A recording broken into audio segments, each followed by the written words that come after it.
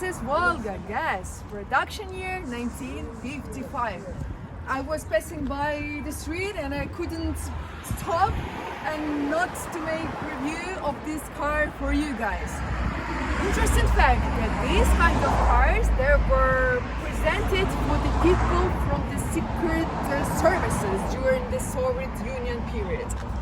This car is in awesome condition. You can check it out.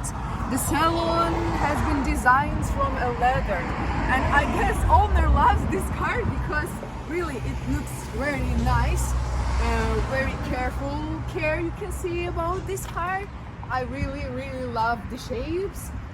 Everything is awesome. And one more interesting fact that this car was presented for Yuri Gagarin. He was the first astronaut who flied to the space, and he received this kind of present, and I'm pretty sure that he was happy because, you know, I would really love to test this car for you. I'm not sure if that's gonna be possible, but anyway, this car is worth our attention, and I do hope, guys, you received pleasure the same as me while I was doing review. I love this car.